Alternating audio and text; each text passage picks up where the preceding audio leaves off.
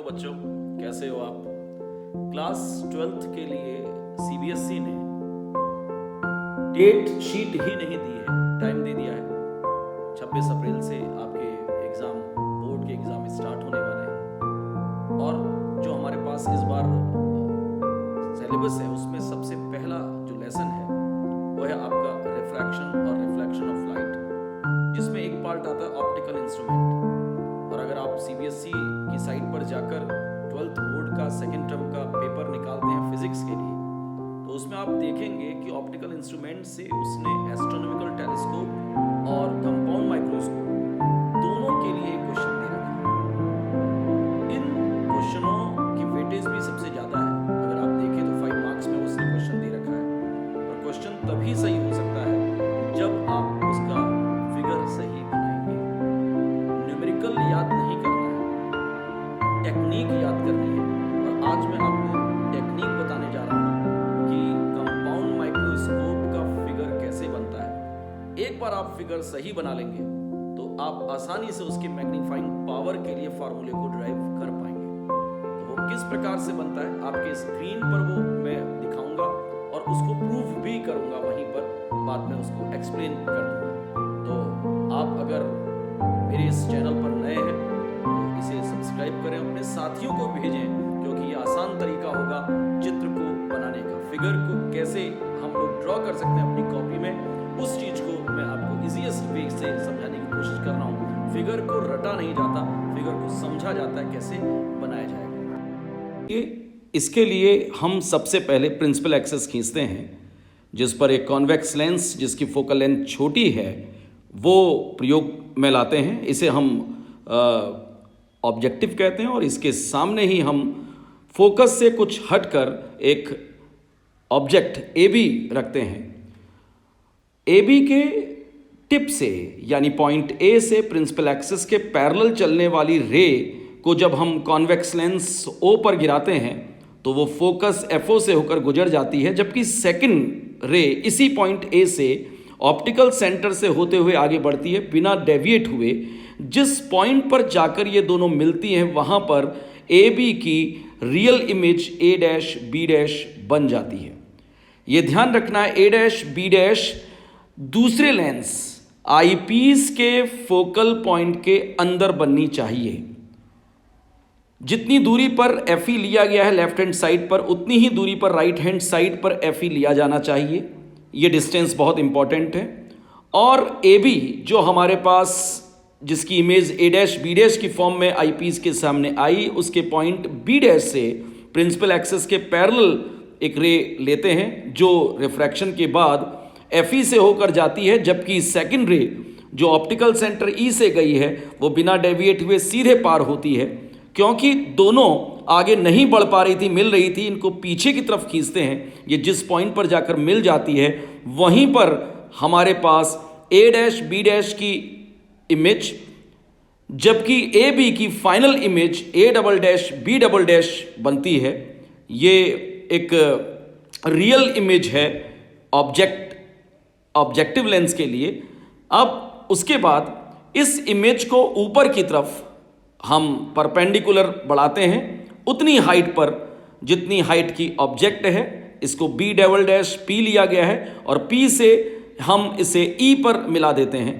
इस प्रकार से हमारे पास कंपाउंड माइक्रोस्कोप से final image least distance of distance vision पर बन जाती है। इसके लिए मैग्नीफाइंग पावर निकालने के लिए हम इस फिगर को बहुत अच्छे ढंग से देखना चाहिए। इसमें बीटा और अल्फा दो एंगल दिए हुए हैं और मैग्नीफाइंग पावर का फार्मूला है बीटा अपॉन अल्फा।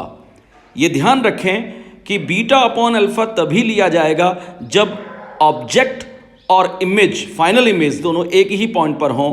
बीटा और अल्फा को छोटा एंगल लेते हुए 10 बीटा और 10 अल्फा निकालने की कोशिश करते हैं बाय फिगर। तो आप देखते हैं बीटा निकालने के लिए 10 beta is equal to perpendicular upon base, जो A double dash B double dash upon E B double dash की फॉर्म में हमारे पास है। ये फाइनल इमेज की कंडीशन है हमारे पास जो हमने यूज करी है। देख सकते हैं डायग्राम पर। ऐसे ही 10 अल्फा निकालने की कोशिश कर रहा हूं तो ये बी डबल डैश पी, आप देखिए ऊपर की तरफ को लेंथ लिए मैंने, upon E B double dash. M P का फार्मूला आपके पास 10 बीटा अपॉन 10 अल्फा है। So M P equals to, value put कर दें तो A double dash B double dash upon E B double dash multiply by E B double dash upon P B double dash.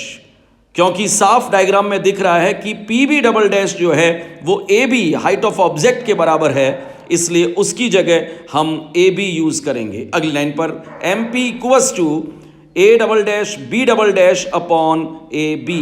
यहां पर ए dash B dash की कमी है, इसलिए ए dash B dash से हम मल्टीप्लाई और डिवाइड दोनों ही कर देते हैं, जिससे कि सब इमेज ऑब्जेक्ट हमारे पास आ जाएं। हमारे पास इजी वे है, तरीका है, इसी को समझना है हमने। और अगले स्टेज पर आप देखेंगे कि E double dash B double dash जो है ए डैश बी डैश की इमेज है, और ऐसी ए बी की इमेज जो है ए डैश बी डैश है, जिससे हमारे पास लीनियर मैग्निफिकेशन के फार्मूले आ जाएंगे। ऑब्जेक्टिव के लिए एम ओ और आई पीस के लिए एम ई। आप देखिए A double dash B double dash upon A dash B dash, ये एम ओ एम ई हो जाएगा, और A dash B dash upon A B जो होगा वो एम ओ हो जाएगा। तो मैं इसकी जगह ये पुट कर देता हूं कि M P is equal to M O into M E. ये फर्स्ट फार्मूला है, कई बार ये फार्मूला हमारे इस्तेमाल में आता है, हम इसका इस्तेमाल करते हैं। तो इसे मैं एक बॉक्स में बंद कर दे रहा हूं इक्वेशन फर्स्ट देते हुए, इसका इस्तेमाल आगे चलकर मैं करूंगा।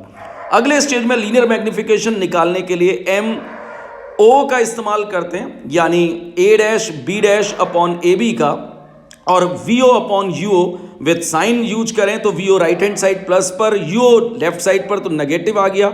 ऐसी एम ई के लिए हम यूज करेंगे वी ई अपॉन यू ई, क्योंकि दोनों ही आई पीस के लेफ्ट हैंड साइड पर हैं, इसलिए नेगेटिव होना चाहिए। और वी ई जो है वो least distance of distinct division है, इसलिए हम दोनों को माइनस माइनस यूज करके कैंसिल आउट कर देंगे। ये पॉइंट दिमाग पर रखकर चलना, और फॉर्मूले को हम जब यूज करेंगे तो आपके सामने वो बात मैं लाऊंगा।